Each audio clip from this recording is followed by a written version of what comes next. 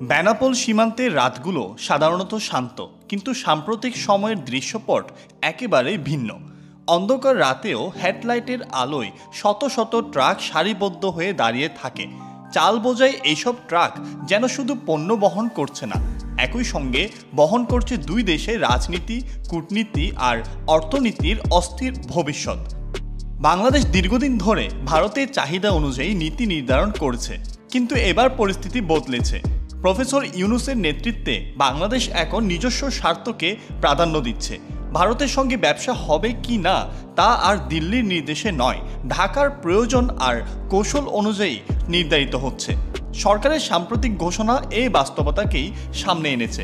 ৫ lakh ton শুল্কমুক্ত চাল আমদানির ঘোষণা সীমান্তের অন্ধকারে যেন এক অদৃশ্য সংকেত ছড়িয়ে দিল।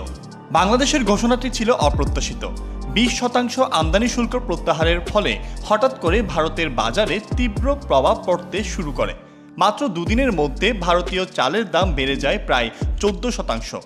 ভারতীয় গণমাধ্যম ইকোনমিক টাইমস জানাচ্ছে, স্বর্ণা চালের দাম কেজিতে ৩৪ রুপি থেকে বেড়ে ৩৯ রুপি, মিনিকেট ৪৯ থেকে ৫৫ রুপি, রত্না ৩৬ থেকে ৩৭ রুপি আর সোনাম মুসুরি ৫২ থেকে ৫৬ রুপিতে পৌঁছেছে। একজন বিশিষ্ট চাল ব্যবসায়ী সুরজ আগারওয়াল বলেন, বাংলাদেশের এই ঘোষণার পর রাতারাতি ট্রাক লোডিং শুরু হয়ে গেছে, কারণ বাংলাদেশের বাজার এখন লাভজনক। পেট্রাপোল বেনাপোল রুট সবচেয়ে সুবিধাজনক হওয়ায় ব্যবসায়ীরা এই পথকেই বেছে নিচ্ছেন। তবে এই প্রবাহ ভারতের অভ্যন্তরীণ বাজারে ভারসাম্যহীনতা তৈরি করেছে। পূর্ব ও উত্তর পূর্ব ভারতে মিনিকেটের চাহিদা, উত্তর ভারতে রত্না আর দক্ষিণ ভারতে সোনা মুসুরির চাহিদা বেড়ে যাওয়ায় সরবরাহে চাপ পড়েছে। আসামের এক ব্যবসায়ী রমেশ শর্মা বলেন, আমরা বাংলাদেশে চাল পাঠাচ্ছি, কিন্তু নিজেদের বাজারে ঘাটতি তৈরি হচ্ছে। এভাবে চলতে থাকলে সাধারণ মানুষের কষ্ট আরও বাড়বে। সরকারের উচিত এখনই রপ্তানি নিয়ন্ত্রণ করা। বিশেষজ্ঞরা বলছেন, গত ১৬ বছর ধরে ভারত মনে করেছিল বাংলাদেশ সবসময় তাদের নিরাপদ উঠোন। দিল্লির আত্মবিশ্বাসের ভিত্তি ছিল এই ধারণা, ঢাকা সবসময় তাদের স্বার্থ রক্ষা করবে। কিন্তু নতুন বাস্তবতায় এসে দৃশ্যপট পাল্টে গেছে। প্রফেসর ইউনূসের নেতৃত্বাধীন সরকার বড় অর্থনৈতিক পদক্ষেপ হিসেবে চাল আমদানির এই ঘোষণা দিয়েছে। এই পরিস্থিতিতে সবচেয়ে বেশি ভুক্তভোগী হচ্ছেন সাধারণ মানুষ।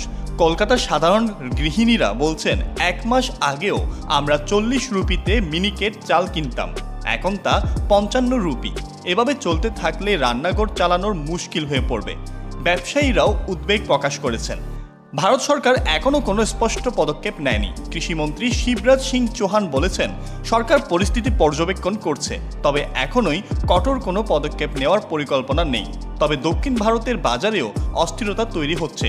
তামিলনাড়ুর এক বাজার বিশ্লেষক জানান, সোনা মুসুরি চালের দাম বাড়ায় স্থানীয় বাজারে সংকট তৈরি হচ্ছে। বাংলাদেশের চাহিদা মেটাতে গিয়ে নিজেদের জনগণ ক্ষতিগ্রস্ত হচ্ছে। বাংলাদেশের এই সিদ্ধান্ত শুধু বাজার নিয়ন্ত্রণের পদক্ষেপ নয়, এটি কূটনৈতিক বার্তা।